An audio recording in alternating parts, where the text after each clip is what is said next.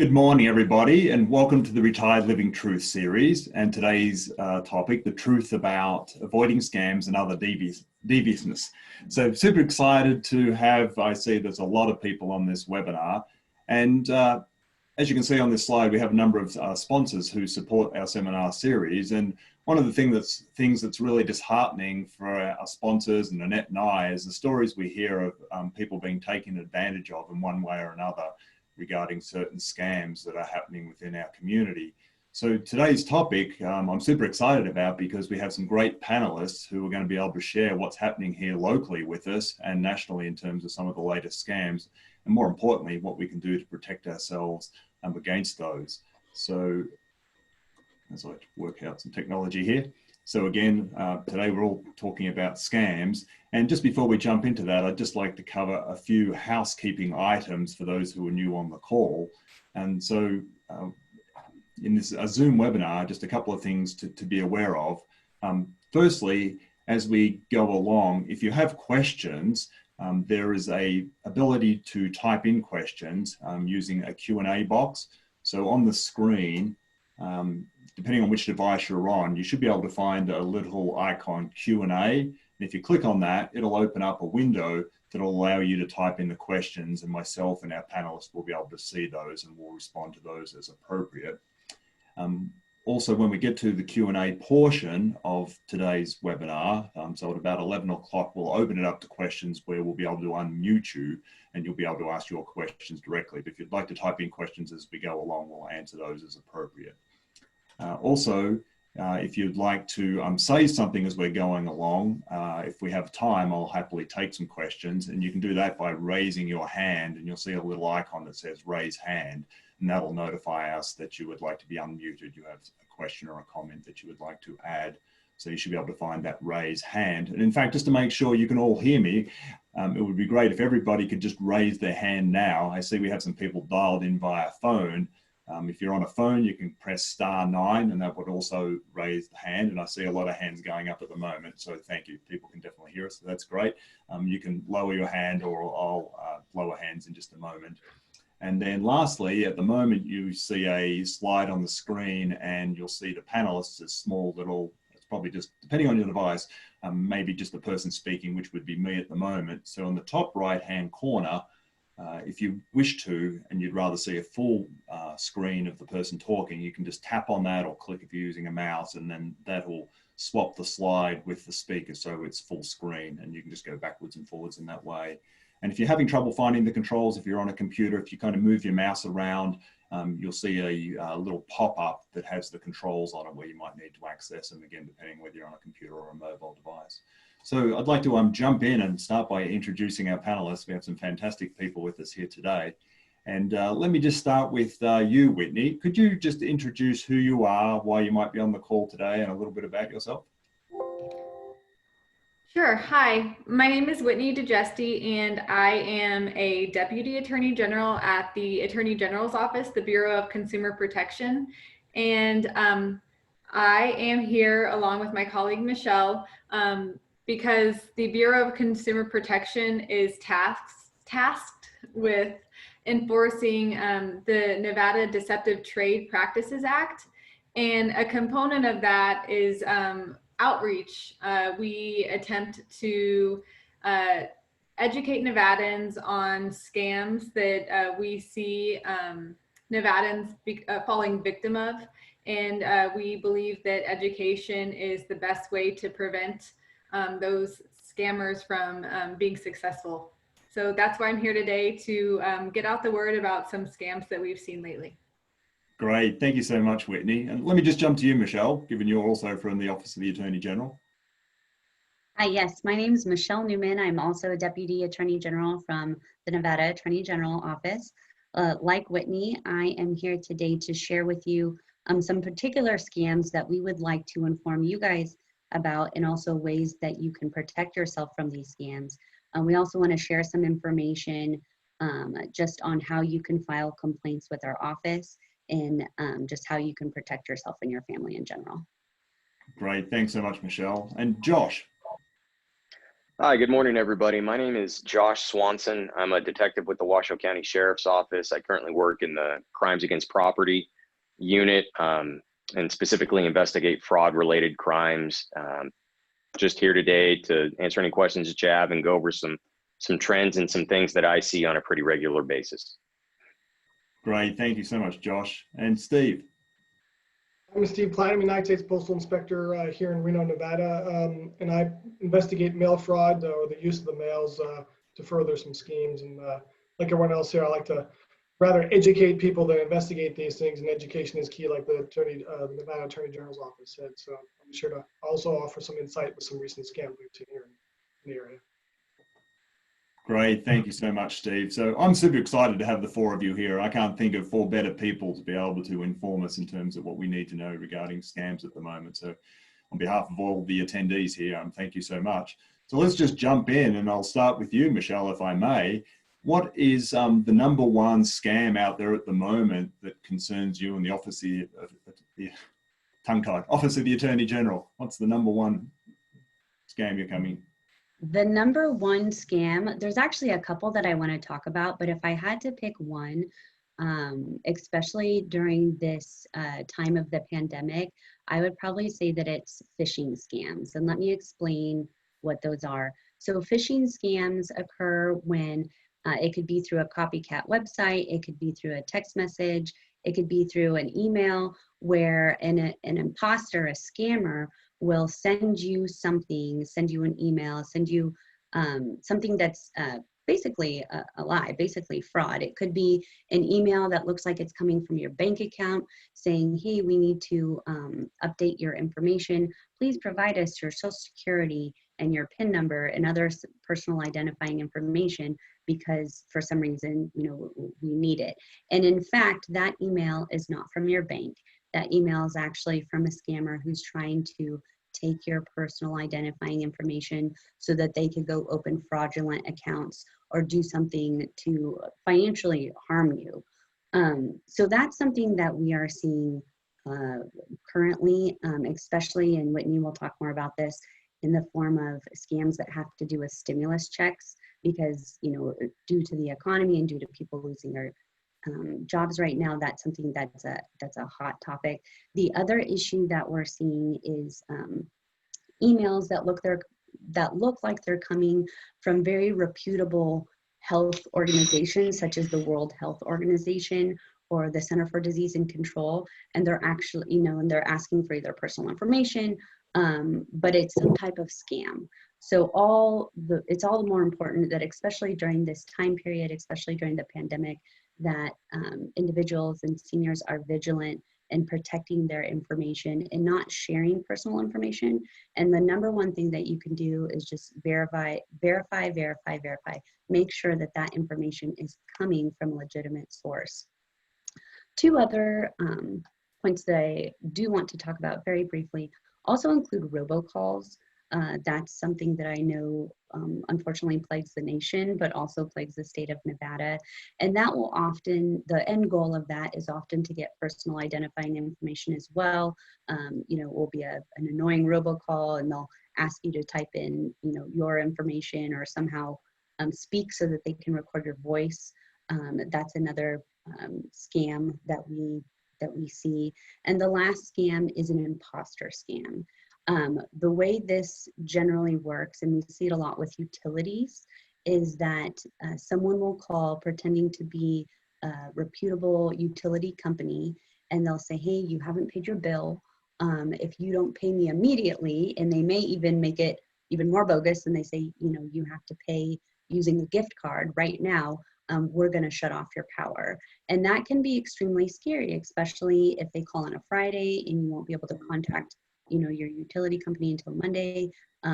It's something that's happening because people are taking advantage of the kind of economic downturn, which makes even people more vulnerable during this time. So phishing is the main one, but those are two other ones that I wanted to really quickly highlight.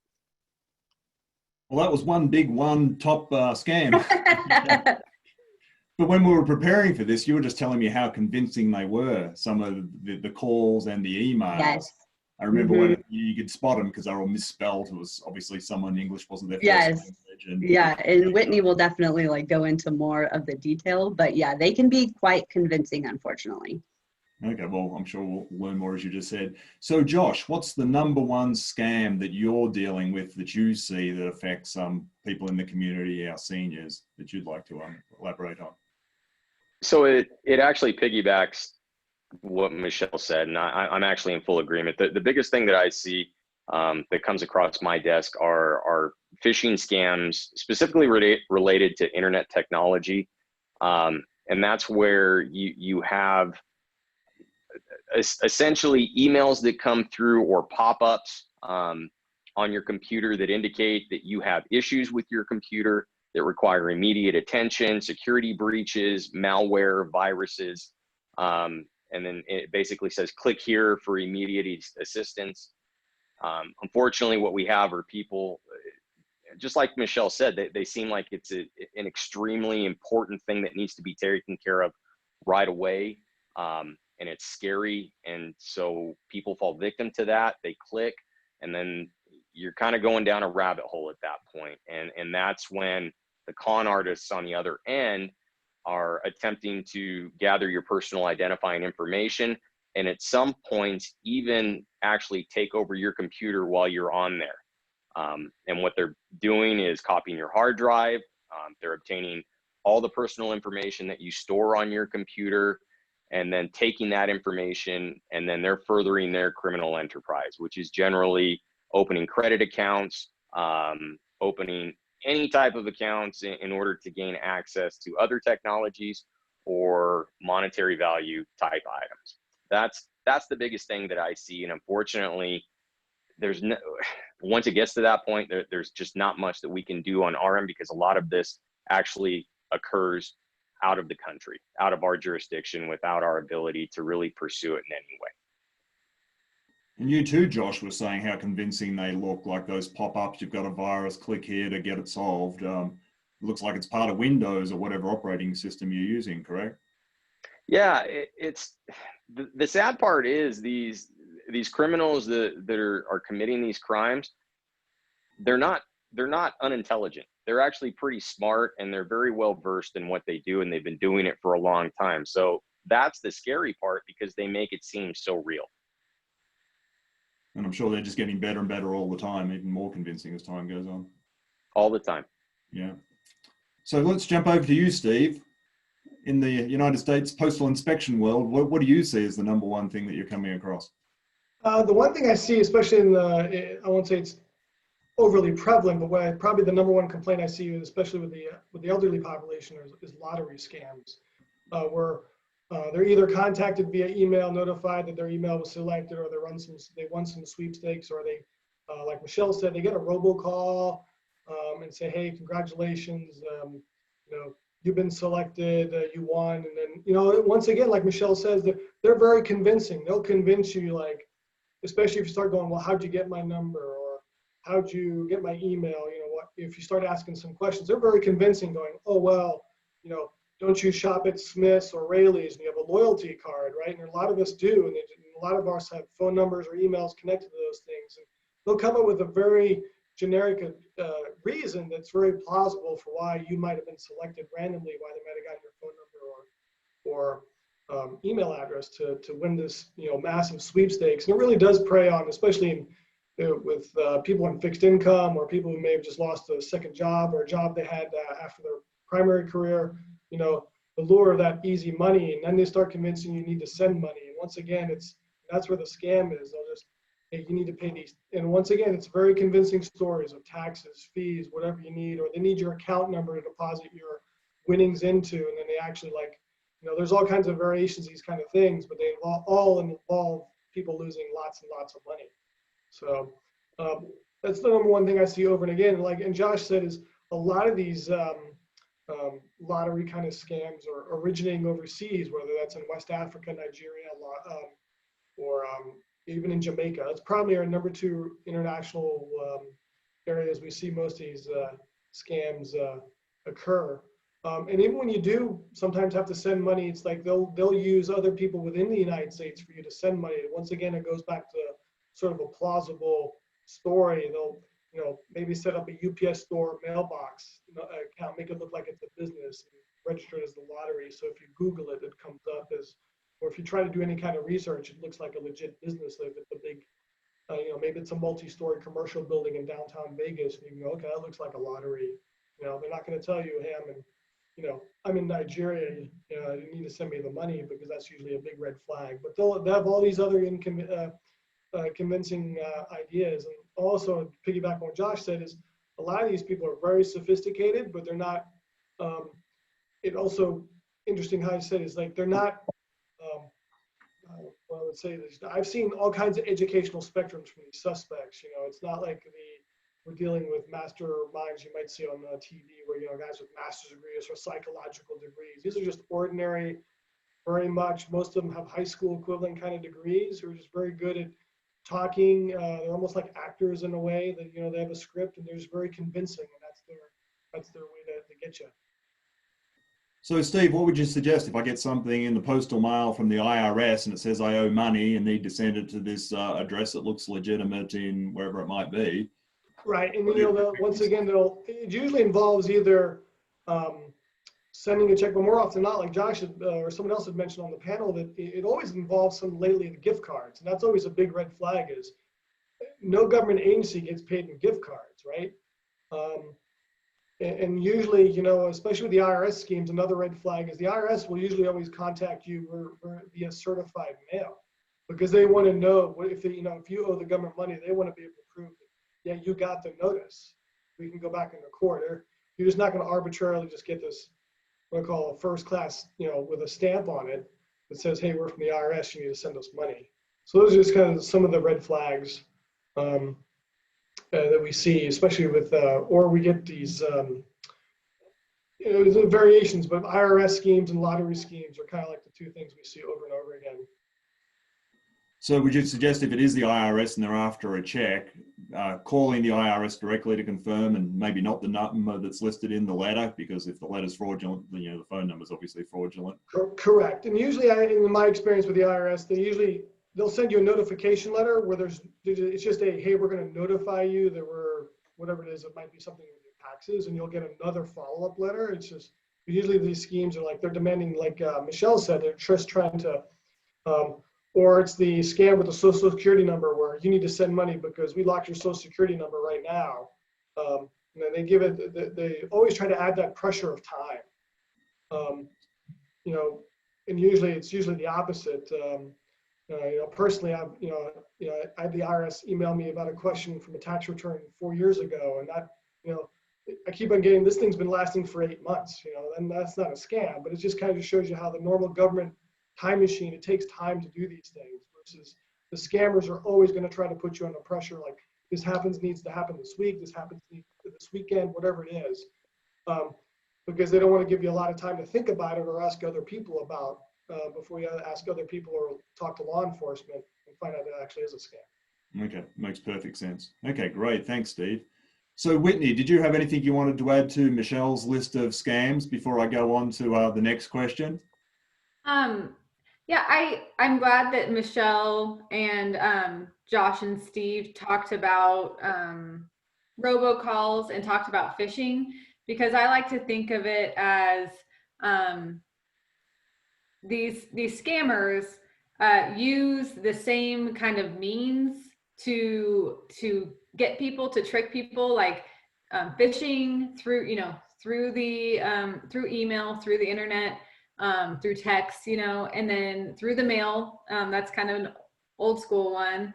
And then with robocalls on the phone. Those are the typical means by which they scam. And then they just change up the topic based on what's going on in the country. So they're always trying to be innovative on the actual substance of what they're saying. There's always some old ones that they are tried and true and they stick to it, like I don't know if we'll have time, but like the grandparent scam, the romance scam, things like that don't ever get old, but they will come up with new ones, and they've come up with several new ones since the beginning of the COVID pandemic, because it's new. And so if we get a call about something that's specifically related to COVID, it's all we've never experienced it before, so we might be tricked by it, right? But it's still the same methods through robocalls, through phishing emails, through just other very common scam tactics, if that makes sense. So like one, for instance, that we've seen since the beginning, so we've seen an uptick in pet sale scams, because since the quarantine happened, we've been at home more often. A lot of people have been a little bit more lonely, and so there's been an increase in pet sales, which makes sense. I want another pet. But so there's been a lot more fraudulent postings of pets online, and they'll use the same methods, which I hope that we get to go over some more red flags, because the red flags are what's important to know, to know the difference between a legitimate posting and a fraudulent posting, and how you can look to be able to tell the difference between the two. But yeah, there'll be a fraudulent posting. They say they need some money up front, a deposit, if you will, or some sort of fee. And then there's no actual pet. They take your money and run, and you never see that money again. So that's one example. Great, thank you. And we'll try to get through as many examples as we can. So definitely, the grandparent one, the romance, because I'm sure not everybody's aware of those. And so before I jump to the next question that you kind of touched on about the pandemic and specific scams related to that, I just wanted to ask, text messaging, you kind of glossed over, you said texts. So people are being scammed even using text messages as a means? Oh, absolutely. Absolutely. Any way that you and I can communicate, a scammer can communicate. So texting is another way that we see fraudsters try to trick people. Okay, great. Thanks, Whitney. Josh, what are you seeing as far as scams that are, if any, that are specifically related to the pandemic that we're dealing with now? Whitney had touched on pets. Are you seeing anything that we should be aware of? So I've actually had a couple of cases come across my desk specifically related to pet sale scams, and it's exactly what Whitney said. It's people wanting companionship during these times where they're relegated to essentially staying at home, and they're decide they want a dog, a cat, whatever, and then they're sending out cash to these places that they really haven't researched or done anything with. They're just so excited because they sell these high priced animals a lot cheaper than what you would anticipate. That's your first red flag. Your first red flag is if it's too good to be true, it's probably not right, and it's probably a scam. So I have seen those pet sale scams related to COVID. Michelle touched on it too, the phishing texts as far as click here for help getting your stimulus check. Seen a couple of those come across my desk. The biggest thing that actually our office, and I think the Nevada Attorney General's office is dealing with as well, unemployment benefits, fraudulent unemployment claims being filed. Those are actually huge right now. And to the point where a task force has been created in order to combat this and see what we can do. And what that essentially is, and I don't know how much it's going to affect our seniors, but I just want them to be aware of it. At some point, these fraudsters have obtained personal identifying information from a large number of people. And what they're doing are filing false or fraudulent unemployment claims. And the only way that people are finding out about this is that they go on, the state of Nevada website, they put in for these unemployment claims in order to attempt to receive a check. And the employer notifies the employee about that. And that's the only way the employee ever knows. And obviously the employer knows that this is fraudulent because the employee is still working for them. So we're working right now to try and get a better grasp on why this is happening and what we can do to stop it. But that's actually just in the last week or two, those numbers have risen drastically as far as that kind of being the number one COVID related scam that's going on right now. That'll probably only then continue with another stimulus package perhaps in the wings that if they've perfected it, I would assume they'll continue with that over time. Sure. Yeah. Okay, great. Thank you. So let me jump over to you, Steve. What are you seeing that's related to the pandemic at the moment, if anything? We've had a couple of, it goes more with mail theft. We've had a couple of reports of people having, not receiving their stimulus checks. But I would say surprisingly, it's rather low compared to some of the other jurisdictions we've seen across the country. It's not a real, what I call a big problem. It's not like we're having, people try to do this every single night. It's, part of this is they have to get lucky because the stimulus check has went out in phases. So, but we think there've been a couple people have been successful. It's also very hard to try to forge a treasury check. And especially, once again, that's another thing that the task force with the U.S. Attorney's Office is part of the Nevada Attorney General's office down in Las Vegas to investigate those claims.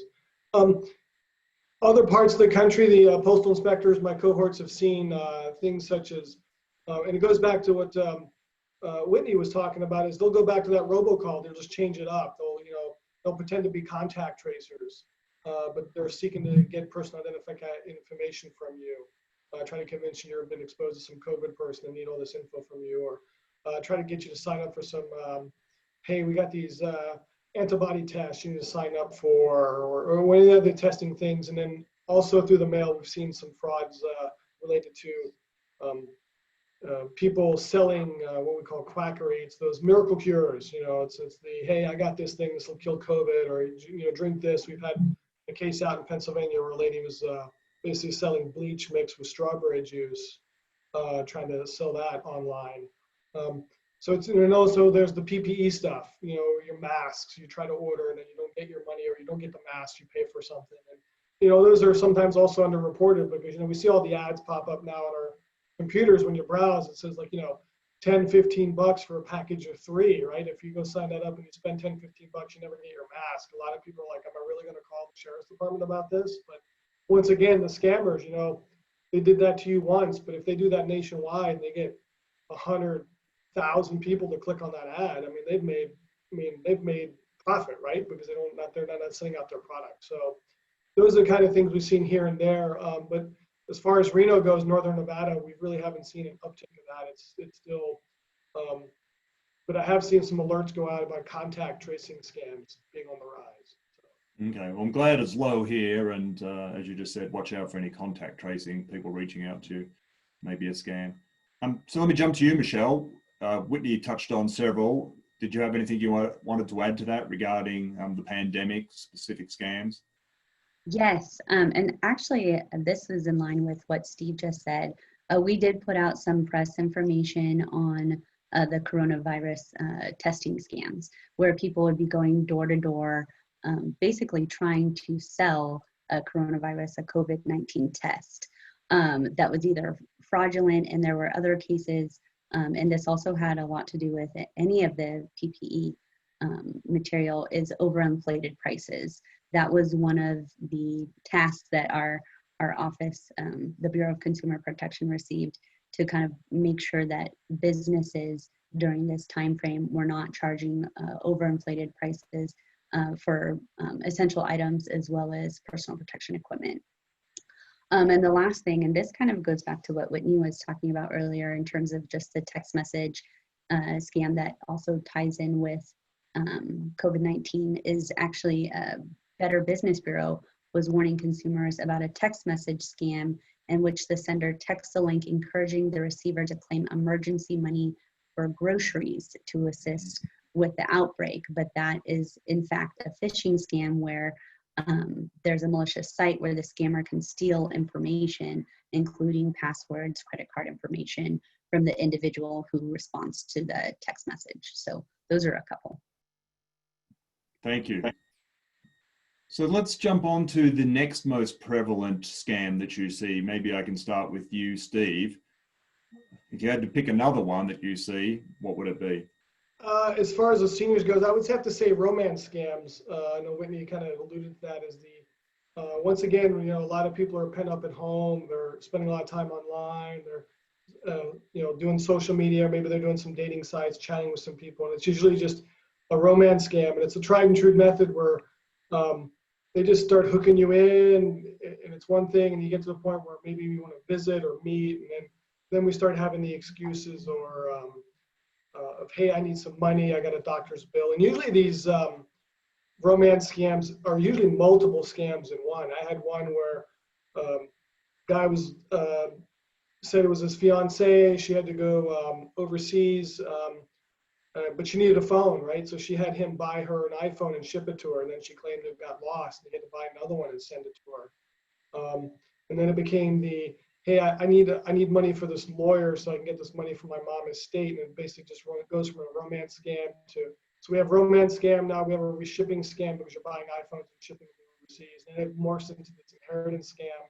And then I'm sure eventually it'll go like, hey, I'm in the hospital, I need money for a doctor bill, right? And they'll just start doing one of these after, just whatever it is to get money out of you. And then at the end, they'll just move on to the next victim. And then it's usually one of those things where they think they're just chatting with someone, or it's once again text messages only. They never actually met the person in line. They have photographs, but I always tell them, like, I don't know if that photograph is actually the person you think it is. But once again, it's just one of the things we see. And I had another case out in Elko where a guy, same thing, it started out as a romance scam, and then evolved into she needed help. His love interest needed help with all these checks. So he was getting all these checks that he was sending out, and then he was getting checks back. And it's basically like Airbnb timeshare kind of scam where she was using him saying, hey, you're cheaper than this company I need to hire. Can you help me out? I'm an up and coming business. I need help. And you're a friend of mine, right? So, and of course, he's very infatuated with her. He helps her out. But it all involves him at the end cashing all these checks in his own bank account. And then he has to wire the money to the Ukraine. And just all these little red flags. It's just, and then all of a sudden he's on the hook for all these wire transfers, and so I have to call him up and tell him that, it's all part of a scam and he needs to stop because, if you don't, I mean, now we're talking multiple things that are occurring here. And I know that, wire fraud, and those kind of get into really big kind of cases that the FBI likes to do, especially when it involves Eastern Europe or West Africa. So it just took a lot of convincing to get him to disentangle himself from, and that's the other thing is it's very hard to try to convince someone that think they're in love with, that you're trying to tell them that their love that or their feelings they have aren't really real because that person is actually a scammer. It's sometimes very hard to try to get through those persons. In fact, the one guy with the iPhone inheritance, I never got through to him. He actually threw me out of his house. And I heard a couple of months later he was, having problems paying his bills, but I left him all these brochures and behind about what kind of fraud he was. But it was very hard because he was like, she loves me, I love her. She wouldn't do this to me. And then here I am coming in as some stranger trying to tell him that, it's all fake. So those are some of the issues we run into. Yeah, that's tough. And obviously he learned the hard way later on and realized he had then been scammed. Yeah. So Whitney, you kind of touched on the romance scam as well. Did you have anything you wanted to add to what Steve just said? And then can someone just tell me about the checks being deposited and the wiring? Why is that an issue? If someone's sending me checks, I've got the money. So why is that a red flag if it's not obvious to everyone? So sorry, the last part about the checks being sent to the person? Yeah, correct. If I'm receiving checks and they seem to deposit, where's the tie-in with the wiring? Where's the fraud there? Where's someone being taken advantage of? I would just say that when it comes to wiring money, it's just I would generally say a big no-no. When you meet someone, you think you meet, a legitimate person online, and they ask you to wire money, because that money is gone. As soon as you complete the wire transfer, that money is gone. And if it's not to a legitimate person, then you cannot get back that money. Same with like a gift card, prepaid cards. If anyone is asking you in any shape or form, whether it be through text, through email, through robocalls, through relationships that you think that you're creating with people you meet online, if they're asking you to make payments in any of those forms, I would consider that a red flag. Unfortunately, for that, let's say that there's a tiny percent of people who might have a legitimate purpose and asked you to do that, too bad, because I would err on the side of it probably being a scam. So don't trust that. And I wanted to point out with the romance scam, a stat that I thought was very interesting. It's not the highest in quantity for scamming. The highest in quantity is something a little bit more related to identity theft type of things. But it is the highest in amount taken by the scammer.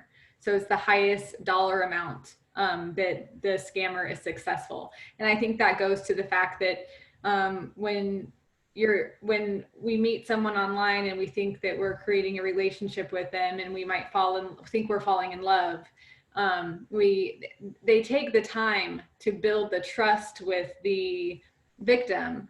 And so the victim is, it's a slow burn. So the victim's like, oh, I love them and they've been in a relationship with me for a month or 6 months.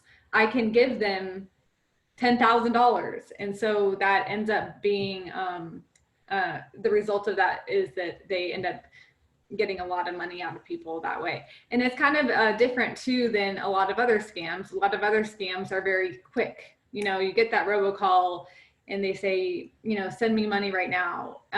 Whereas romance scams, it is, like I said, it's a slow burn. They take the time to build that trust first, and then they hit you with the scam.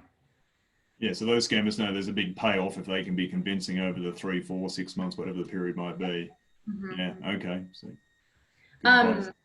and then I also mentioned, I don't know how much you want me to go into the grandparent scam, but I don't know if anyone heard about that. Please touch on it, at least so we're aware. Sure. So the grandparent scam, the typical fact pattern is they typically call, and it's some sort of urgent matter, often relating to someone's grandchild. Maybe it's like a friend of the grandchild, that's who they're playing. And they say that they're in jail or they're in the hospital or they're in a car accident, some other urgent matter that pulls on the heartstrings of the recipient. And they say they need you to send money to get them out of jail, or they need money for a hospital bill, or they need, some reason why you don't have time to check on the validity of the call of the person calling. You don't have any time to even think. You just wire money, or you go get money out as quickly as possible and send it to them. So yeah, that's the grandparent scam in a nutshell. And that leads me to the point that because that's so quick, and you don't have time to check and think about whether it's valid or not. A big suggestion that the AG's office makes to people when talking about scams is to always talk to other people about it.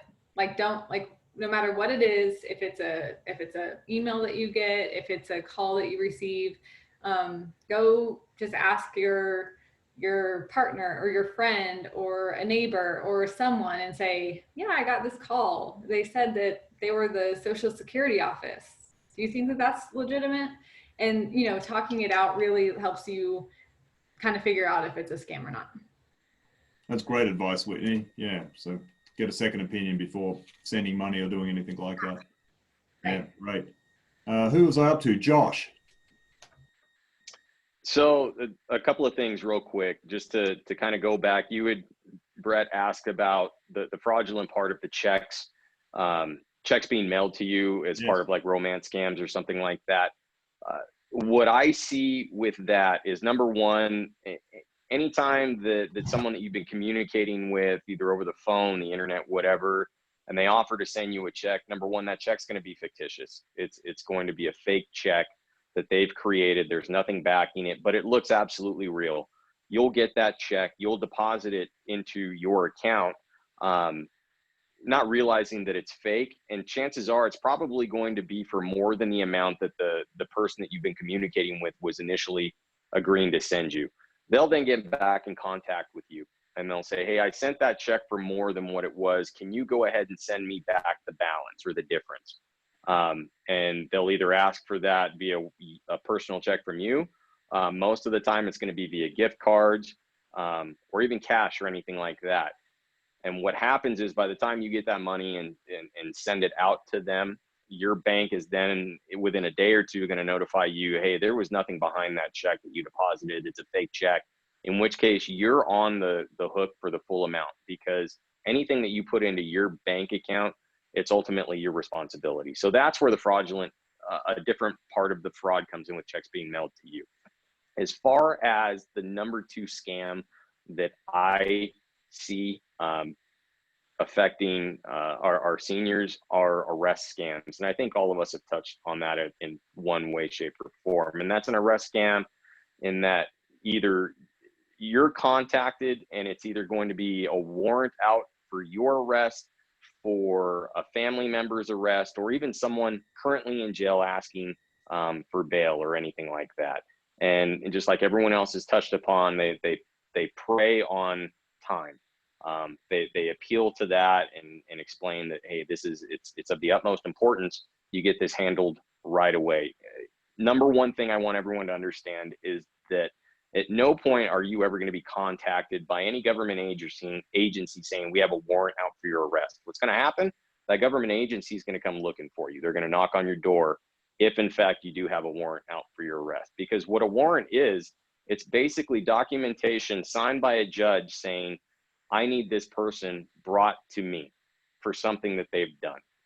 Okay, it's strictly from a judge. There's no way to pay off the warrant before you're seen before a judge. And in my 16 years of law enforcement, at no point have I ever seen that happen, and I've never heard of it happening. So if you have if it's a true warrant out for your arrest, no one's ever going to contact you and ask you to pay it immediately. Otherwise, they'll show up to your house and arrest you. That's not how a warrant works. A warrant means that a judge has looked at documentation to support the reason for your arrest. So that's the number 2 thing I see. So just to be clear, Josh, if I have someone calling saying this is Detective Josh Swanson from the Washoe County Sheriff's Office, we have a warrant for your arrest, send money, ignore it. You're going to be knocking on my door if there is a warrant. Even if you don't want to ignore it, just call the law enforcement agency that is reporting to be the agency that has the warrant out for your arrest, and verify that information. Don't call from the number that person's calling from. Google it. Go on the internet, Google the number, find the right number, and do your own investigation. We're all detectives to a certain extent. All of us have, we research things. It's not a difficult proposition. And unfortunately, with my job, and I think with all our jobs in this day and age, I'm just super skeptical anytime I get phone calls asking for specific things. And so I have no problem going on the internet right away before I do anything and verifying the information that I'm being told. Yeah, great advice. The same would be like the links in emails from what you guys have been telling me. Actually type in wellsfargo.com, don't click on the link in terms of logging in and so forth. Great. So let's jump to who is next. Maybe I'll jump to you, Michelle. What's the next most common scam? And let's see how many we can get through in the next 10 or 15 minutes, just so our attendees are aware of other ones that are going on. Well, in addition to the ones that Whitney shared, and actually there's what Josh just said kind of reminded me too of additional press that we have put out in the past regarding, and it fits exactly into that pattern of threatening arrest, is IRS scams, where people will receive calls from the supposed IRS saying, hey, you have back taxes that are unpaid. Unless you pay it immediately, we're going to come arrest you. And that is definitely another prevalent scam that everyone gets phone calls on, but I think especially seniors. And to that point, what I do want to share is that the IRS has just done a great job at creating on their website the process of what will happen if the IRS is actually going to contact you. Starting a couple years ago, they actually are now using private debt collectors. So if you get a letter that appears to be from not the IRS, from a private debt collector, that can be legitimate, but the IRS lays out specifically that you will receive a letter from the IRS, you will receive a letter from the private debt collector. There's going to be corresponding numbers on those letters that match. It's a very formulated process to prevent fraud, and anyone can go on the website and read exactly how that process should go should they get contacted by the IRS, so they're not tricked or bamboozled in any way. And like you said, Brett, and like how everyone on here has said, the most important thing that you can do is verify. Like if you were to get a call from someone saying they're from the IRS, don't call them back on the phone number that they called you from. Don't go to the link that they gave to you. Actually go to the IRS website, call someone from a legitimate verified phone number to make sure that the information that you are receiving is accurate and correct. And one other point that I want to make is they're never going to start off a conversation with you through a phone call. It's always going to be through a letter. So it's the first red flag. It's a phone call. It's, yeah, be wary. Steve, do you have another one for us? You're muted, Steve. Just unmute yourself. So hold on. There we go. Can you hear me? All right. We can, Steve. Yep. Sorry, that was my screen kind of blanked out there for a second. You know, it goes back to, we talked about the checks being wired and sent, you know, probably something else common is people who sell stuff on Letgo, Craigslist. Like Josh said, that's usually what I see the other ones is you get these checks in the mail. And it's, for me, the red flags are, once again, they're convincing. They're either going to just email you, they're just going to text you. They're going to use a text number that's believable, right? They're going to use 530 for California, 775 or 702 from Vegas. Something that's close enough to make you believe that, hey, I'm local. You're going to get text or you're going to email, hey, I like your product. Hey, I want to buy it. Once again, you're going to get a check that's more than what it's for. The other red flag we also see is a lot of these will come in these priority mail flat rate envelopes. And then the return address will have nothing to do with the person you're dealing with or even the areas. So you think you're dealing with someone from Vegas and all of a sudden you get this envelope that's from Bakersfield, California from a company. And then you open it up and there's like a check from a Harley dealership that's from, you know, Portland, Oregon. We've seen that. There's enough red flags there to go, hey, there's too much fishy stuff going on. But we do see where it's always like, hey, it's more than what you asked for. It's okay, I need you to pay the movers. Or, hey, my accountant screwed up, or my wife wrote the wrong check. And same thing, it either involves wiring money back or sending gift cards. And one of the things with the gift cards, another red flag is they're also getting to the point where they're just not relying on us, the mail, to actually deliver the gift cards. They'll actually have you read the gift card numbers over the phone before you mail it. So basically, by the time you even get to the post office and mail the envelope with the gift cards, that money is already withdrawn. It's probably already 2 or 3 different bank accounts by that afternoon. We've had a couple of those cases where it gets very hard. Now you're dealing with the subsidiaries of banks, and the money's gone, and it just becomes and once again, it goes international. It just becomes a very hard trail to follow. So thank you, Steve. And I'm getting from what all of you said, once the money's sent, the odds are pretty low that you're going to get it back once you've been a victim. I see a lot of heads nodding. Okay, let me jump down to you, Whitney.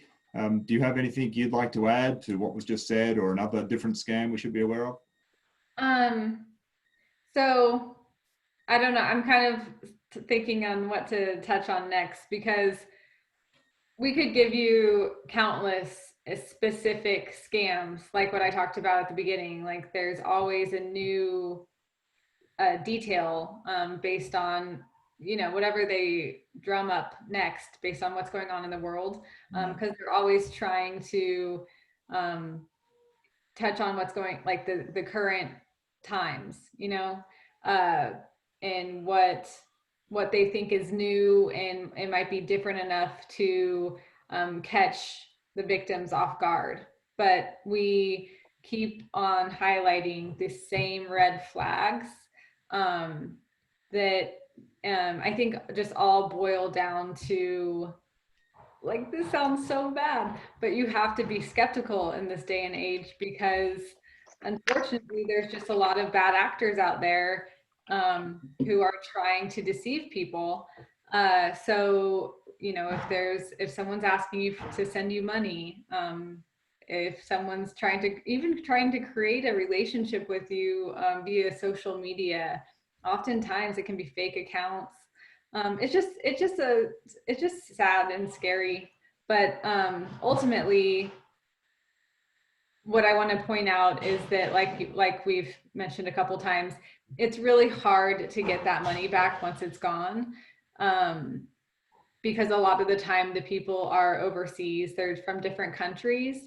And so while we, you know, law enforcement on all levels are trying to stop it, a lot of the time the only thing that we can do is prevent. So that's why we're here today, trying to educate people. And that's why we're constantly sending out press releases. We're doing whatever we can to just make people aware that they need to look for these red flags in order to prevent themselves from becoming victim.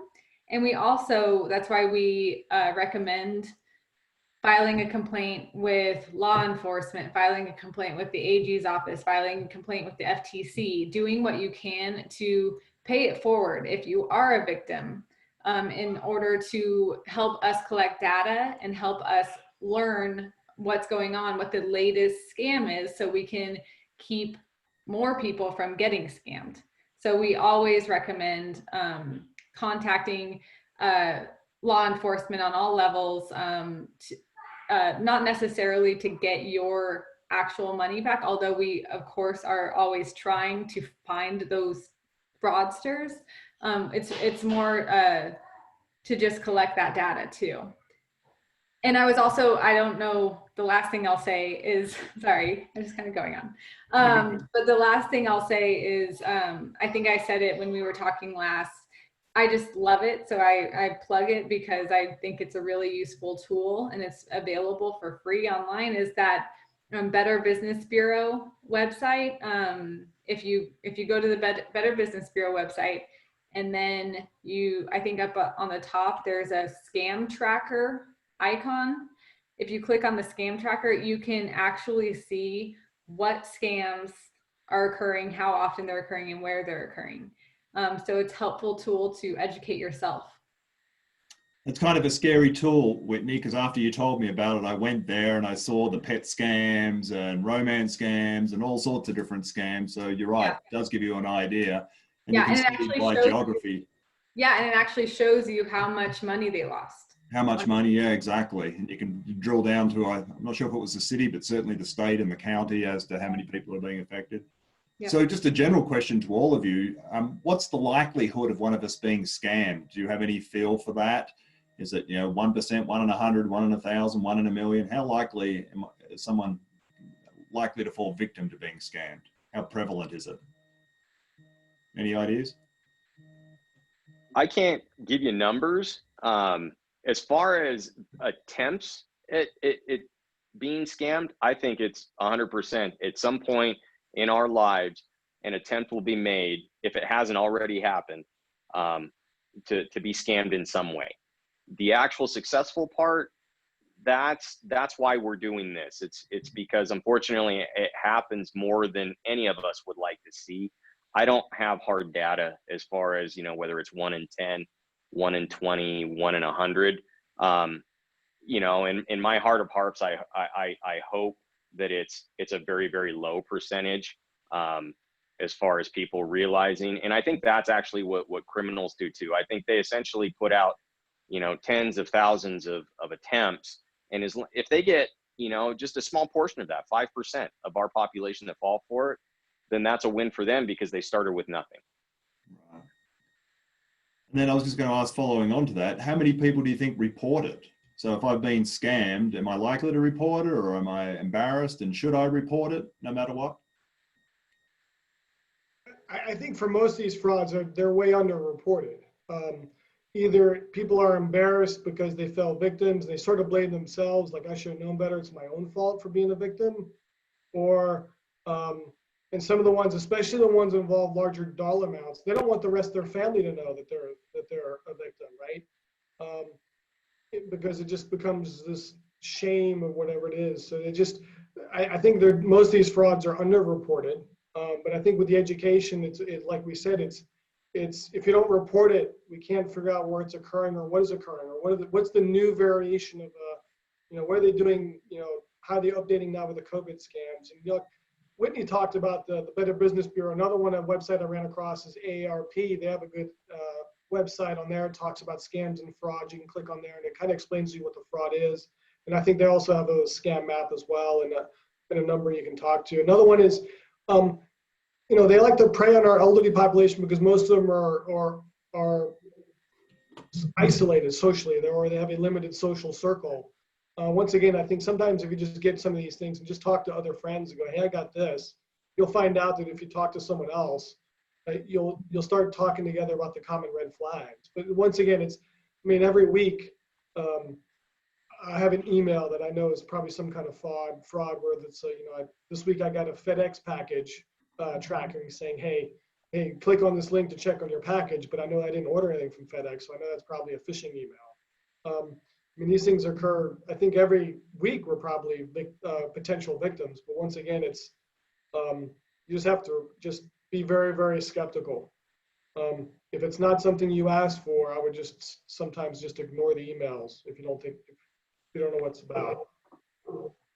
Great, thanks, Steve. So as Whitney said, really important to report it so that you guys can help the community with better education in terms of new scams to always be aware of. So on that, I've just put up a slide touching on both of what Whitney and Steve just mentioned. So for those who are on their computer or a device, you might want to write down these two different websites.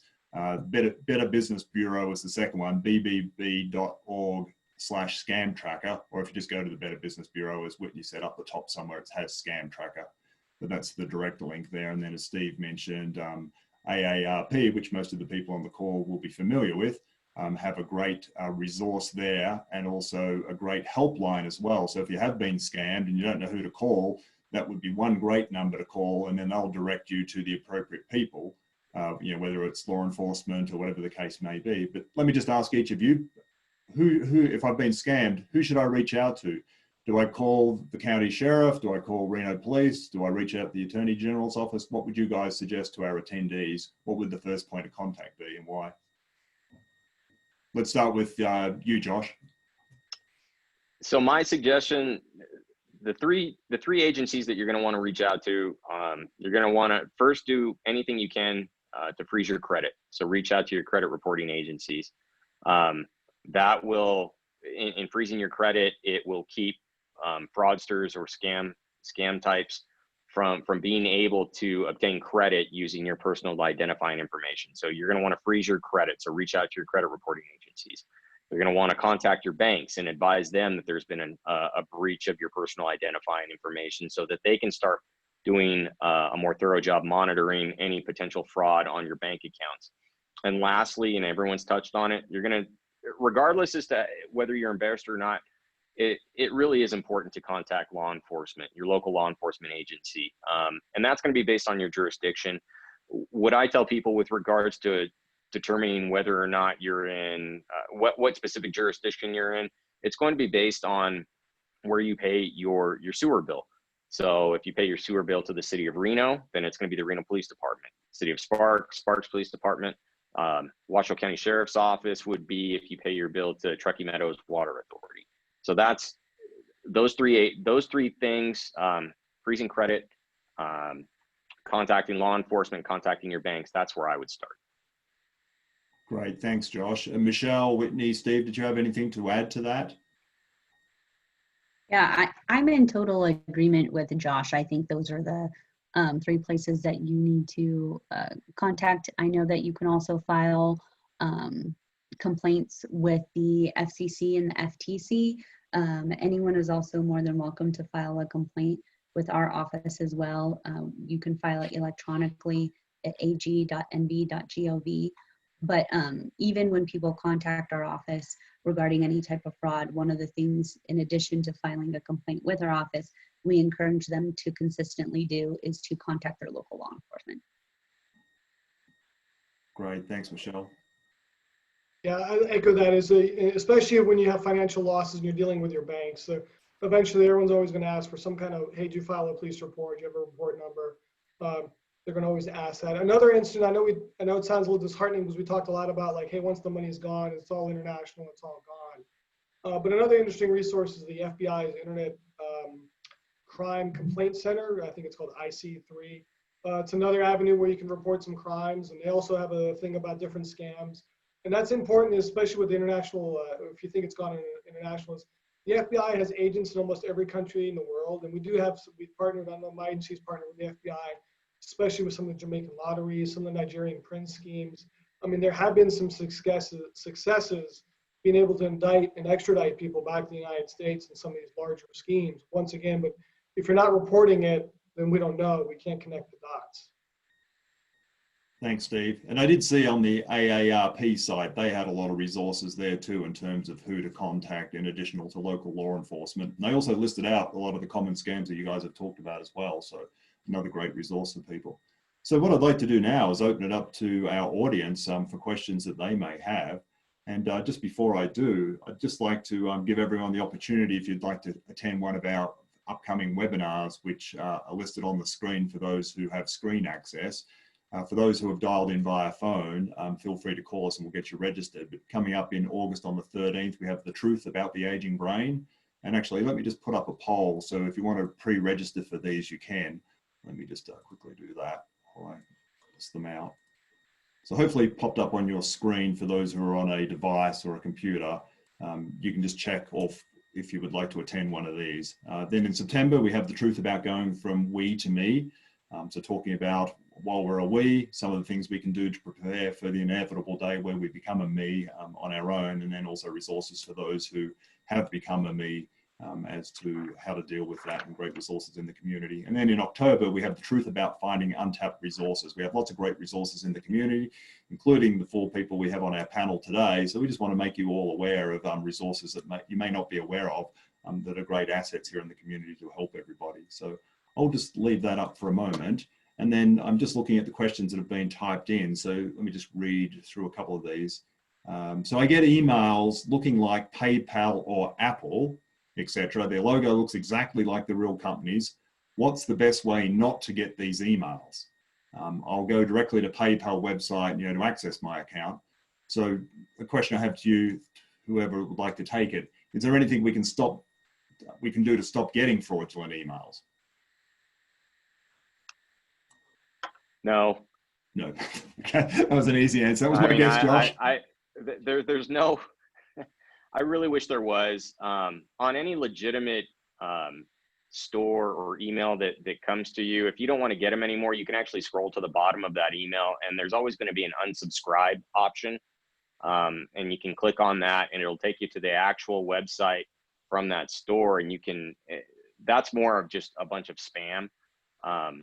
That's given that we all get from all these stores. As far as fraud, there's no way to stop these from coming in because they find ways to do it.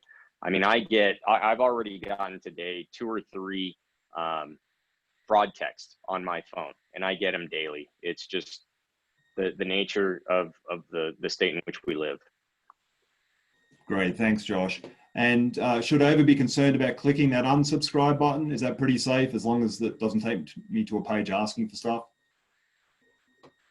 I've never run into any problems with it. Maybe any of the other panelists, if they have, they can speak to that. But generally, as long as you click unsubscribe and it takes you there, they don't ask for anything more. They shouldn't ask for personal identifying information.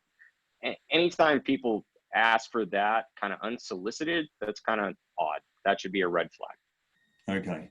And then just again, on those emails that look really real from Apple, our bank, whatever it may be, I should be typing in the URL, the link to get to my bank or whatever it may be, not the link in the email. Is that what I understood you all to say? Yep, thumbs up. Perfect. Great. For those who have dialed in on the phone listening to this call, if you have a question, you can press *9. And for those who would like to be unmuted so they can ask their question directly of one of our panelists, if you just click on that raise hand button, I'll unmute you and then you can ask your question directly. Or again, if you want to just type it in, that's fine. So I have another one here. We have caller ID and have received calls from ourselves. What's going on there? Has anyone experienced that? Sure. So Generally, what that technology is called spoofing. Spoofing technology allows the scammer to take from wherever they are, whatever number they're calling from, whatever location they're calling from, they can use the technology to create any number to show up on the caller ID. So, I mean, it's odd that they use the actual number that they're calling. That seems odd, but uh, for sure, a lot of the time they will use a local area code to make it appear that the recipient is getting a call from a local place. So it's more likely that they'll pick up because it could be a friend or a pharmacy or someone that's legitimate, but it's actually from across the world. So that's called spoofing. Okay, so those calls I see pop up that it's Washoe County or the fire department or whatever it might be asking for donations, it's not really them calling. They can also manipulate that to make it appear as if it's from a local, seemingly legitimate authority or place. And on that, Josh, it just brought to mind, does the Washoe County Sheriff's Office call on behalf of whomever looking for money donations, or is that a scam? That's a scam. That's a scam. Yeah, Okay. we're not going to call and ask for money or anything like that. Okay, thank you. So another question we have is, what happens if someone's trying to scam us, we don't fall for it? Do we contact law enforcement or the Office of the Attorney General? The answer to that would be yes, most definitely. And I can speak specifically for the AG's office, even if it's a scam that's identified that they thankfully don't fall for, we still want to hear about the scam because consumers reporting scams is our best way to know what's happening out in the community, and we can monitor and plan, and even if it calls for it, initiate an investigation. Okay, great. Thanks, Michelle. The We next one. I was just going to follow up on that. Please. I was just going to say, we actually really appreciate working with Nevadans, and we feel like it's a good just civil duty to report what happens to you. You know, out of just being a good citizen. We thank you, and we appreciate every single complaint, and we are, it is our job. We consider it our duty to do what we can to help you, and to keep you informed and for you to inform us. It's a reciprocal relationship. So in that situation, how would someone reach out to the Attorney General's office to report something, and what's the best way to do that? Sure. Michelle just mentioned, what was the site? Michelle, you had it up.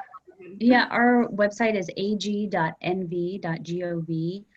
Anyone can go on there, and you can actually file an online complaint that will automatically transmit to our consumer response unit and then be filtered to the appropriate department in the AG's office. And you can also print it off and mail it in, or you can go down to the AG's office if you don't have access to the internet.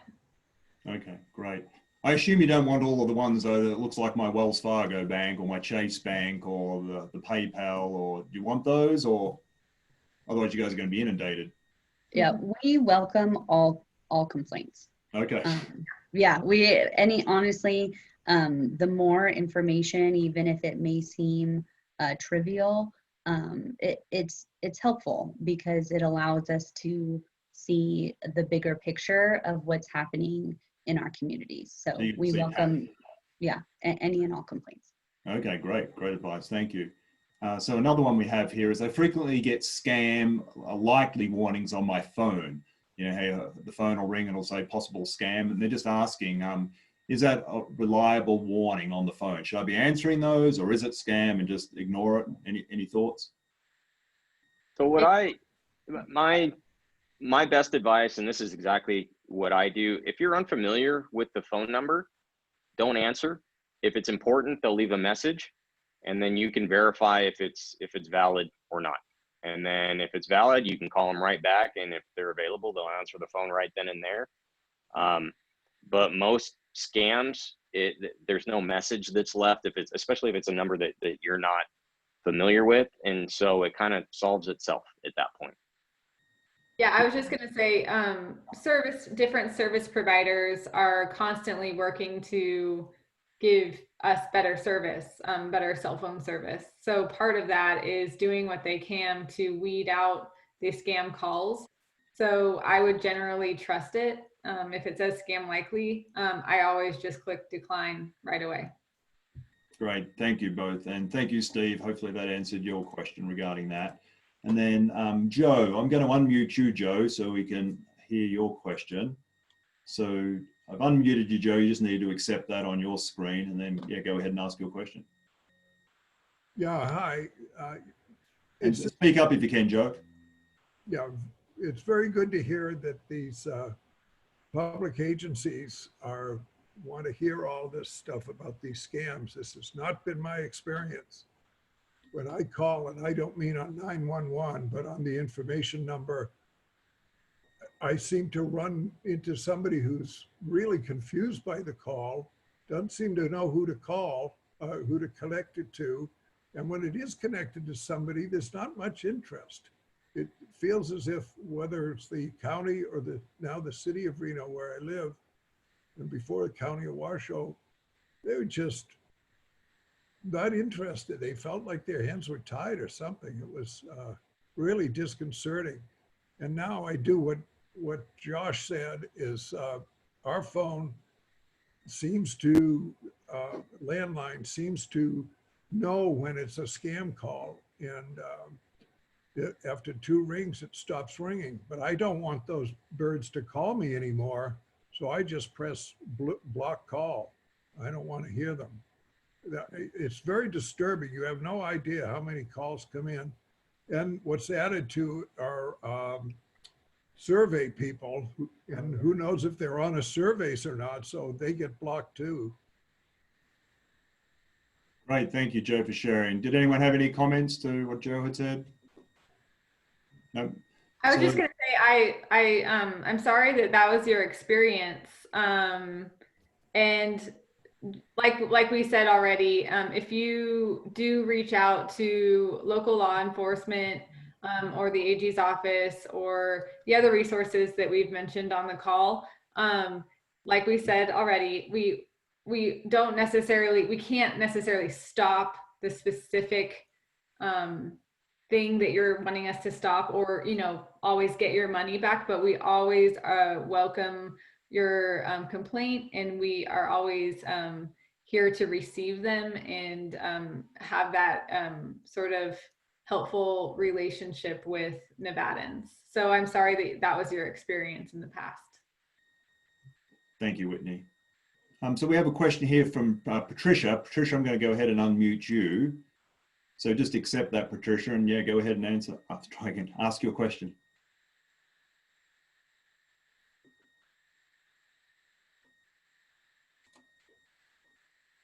Patricia, you probably just need to, on whatever device you have, is just acknowledge that I've unmuted you so we can hear you.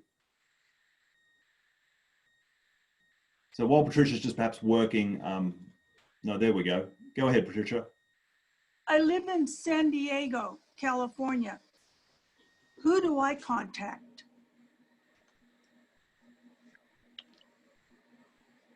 Patricia, it's without kind of having an idea as to the specific layout as to where you live. Whatever your local police department is, if it's the San Diego Police Department, if you live in an area that's designated to be that jurisdiction of the sheriff's office, then that's who you would contact. But it's kind of a broad question. I can't give you a specific answer right off the top of my head. So Josh, would Patricia get in trouble if she was just to call the San Diego Police Department? Would they, help get her to the appropriate organization? Yes, they would. So even if they weren't the correct agency, they would either do one of 2 things: take a courtesy report and then forward it to the correct agency, or just provide her with the information as to who the correct agency is, and she would contact that agency directly. Okay, Okay, great. thank Does that you. answer your question, Patricia? Yes, I do. I live in La Mesa, so I would contact the La Mesa Police Department. That would sound like a great place to start. And I'm sure if they're not for some reason, as Josh said, they would get you in contact with the appropriate law And just to, enforcement. and just to add on to Josh's answer, so um, as far as I know, every single Attorney General's office actually has a complaint, kind of the ability to receive complaints. So even if you reached out to the California DOJ, the California AG's office, which is called the California DOJ, they may be able to point you in the right direction as well. Great, thanks, Michelle. So the same would be true here. If I wasn't sure who to call, I could call Washoe County Sheriff or Reno Police, and they're going to get me to whoever I need to speak to, correct? Yep, lots of heads nodding. Great, thank you. Thank you again, Patricia, great question. And so I have a resident who was scammed via email for money for a puppy. So this is someone in one of our retirement communities, and they've got a resident there who's been scammed. It was paid through Zelle. I think that maybe that's Zelly. And we want to know if we should report it. And if so, then who should we report it to? And is she ever likely to get the funds back? So like we've all said, she absolutely should report it. She should report it to the agency within the jurisdiction in which she lives. And again, it's for reporting purposes, so we can have a better idea if this is the same person doing the same scam or if it's someone different. The chances of her getting her money back, unfortunately, are not great. She could file most of these. Whenever you make these payments, whether it be through your bank, your credit card, or whomever, you always have the ability to file a fraud claim and advise them that this money was taken as part of a scam or fraudulent conveyance. And then that bank or that company or whomever it is, including Zelle, will do an investigation. And in many cases, they actually do refund you because they have a function built in order to handle that. But it's not always a guarantee. And so unfortunately, I kind of provide the answer of, it's unlikely you're going to get your money back. If you do, it's great that you do, and be happy about that. But I always, anytime I reach out to any victim, I kind of cushion the blow with, it's unlikely you're going to get it back. Great, thanks, Josh. So another question, is there anything I can do to stop political donation requests or porn messages that are coming in via text message?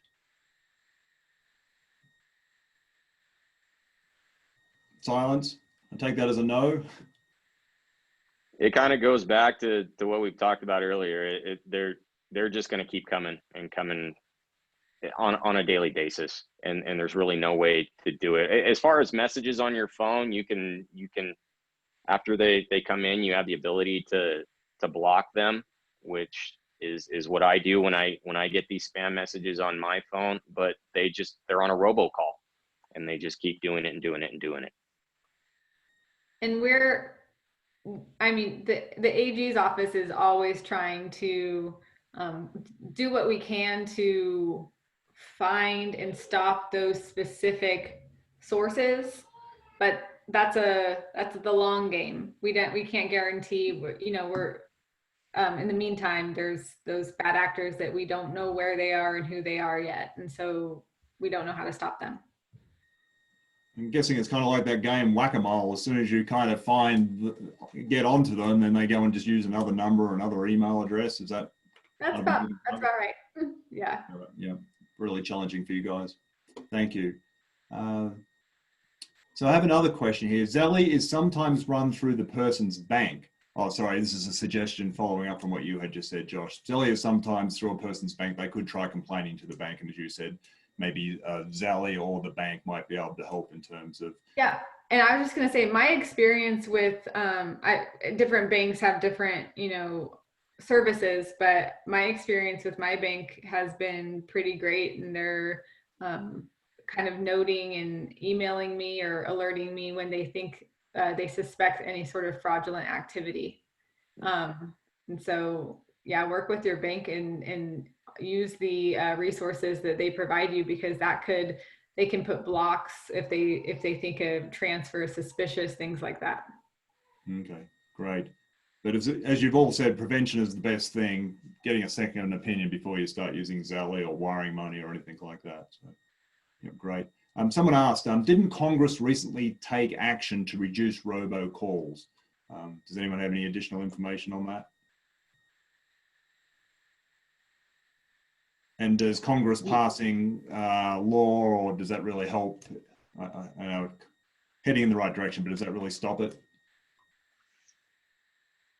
I think guess I would say no. Just, I mean, especially these people who are international, I mean, they could really care less what Congress has passed. They're still going to do those robocalls. They're still going to do the technology and what works for them. So, you know, if anything, it only provides an avenue for U.S. citizens to complain about U.S. companies or other entities that reside within the United States to complain about that. But as we talked about, a lot of these international actors could really, they just don't care. So.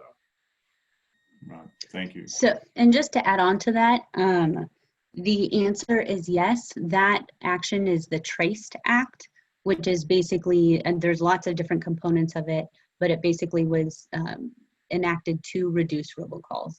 But like Steve said, is there anything that's really going to reduce them? Well, we hope so. I mean, this is what this legislation is for. I know that there's also various work being done by the FCC and other entities to try to put rules into place that will help eliminate the bad actors that initiate robocalls. Will that ever mean that there will be no more robocalls ever? I doubt that, although that's definitely the end goal. Great, thanks for that extra information, Michelle. So I think we've come to the end of questions. No, a couple more have just popped up. So let's take a few more. We have a few more minutes. There are apps to help, not perfect, to stop robocalls. The iPhone and Android have them both.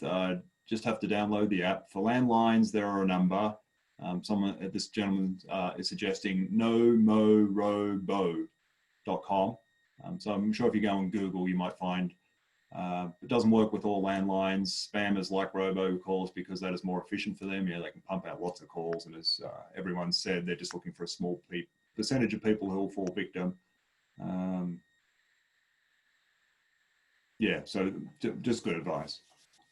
So before we wrap up, if we don't have any more questions, and again, *9 to raise your hand, or click on the raise hand button and I'll unmute you. We've got great panelists here who are super knowledgeable, so now's your opportunity to get any questions answered. And can I just ask each of you, is there anything you would like to add before we close out to our attendees?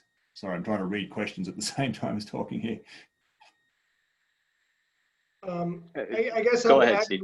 we talked about about reporting things. One of the avenues, if you think it involves mail fraud or something you got through the mail, just take it to your local post office, and you can just, everything you got in the mail, just say, hey, I got this, I think this is a fraud. Can you give this to the postal inspectors? I know here usually I at least will follow up. Going hopefully like the others has talked about. I'll usually at least follow up if you give me the contact information, even if you didn't suffer any losses, just to talk about it and kind of let you know that, hey, this is what I'm going to do next. I can't promise you anything, but I always like to at least let people know I appreciate them reporting it. I don't know if you're going to get that kind of level of response in, say, LA or Chicago and larger cities from a postal inspector. But if you don't turn it in, once again, there's a lot of information on those envelopes, at least from my perspective, where address it's going to, I can check to see if it's getting multiple letters, is it a fraud house or not? So there's a lot of that information, and every little bit helps. And you just bring it to your post office and just drop it off and say, hey, I'm a victim of fraud. So. Okay, and then the post office will know how to get it to you or one of your colleagues. Right, and if it's usually always involved mail, and usually I always follow up and say, hey, did you file a police report? Did you contact anybody else about it? We talk about those kind of deals. Being specific what that situation is to that person, what the scheme is. Great, thanks, Steve. And so another question here, is there a website to check the legitimacy of online pharmacies in Canada? I don't know if any of you can answer that. Not the I have no idea. No. I don't know if Canada has a Better Business Bureau, or yeah, looking at reviews, going to Yelp or Google. One of those may help to try to work out if it's legitimate. One other thing, this is just a suggestion because I have no idea how Canada runs their government, but for example, here we have a pharmacy board. So, pharmacies have to register with the pharmacy board. So one idea would be to maybe contact their local government and see if they have something similar in place, a government organization where all either brick and mortar as well as online pharmacies have to register with, and that would be one way of checking the legitimacy. Great suggestion, Michelle. I like that. Very good. So we have no more questions. I just want to thank all of you on behalf of our attendees and my partner and myself and all of our sponsors for giving up your time today and having such great information to share with our attendees to hopefully keep everybody out of harm's way. So if we're at our normal venue with 150 people, they'd all be giving you a big round of applause, but I'm going to give a round of applause on everyone's behalf. Thank you so much again for being here today. And yeah, we just really appreciate you all so much and everything you do for us in our community. Thanks, guys. Thank you for having us. Yes, thank you for having us very much. Our absolute pleasure. So I'd just like to wish everybody a fantastic rest of the day, and we look forward to hopefully seeing you next month at our webinar. For those who have been asked, when are we going to be back at our physical venue? Unfortunately, for August and September, we're going to be doing it in webinar form based on different directives we've had to keep everybody safe. So maybe in October, we'll get to see each other again. But don't be strangers. Feel free to call Annette and I or any of our sponsors and just say hello. We'd love to hear from everybody. So everybody have a great day, and look forward to seeing you again soon. Thank you. Bye.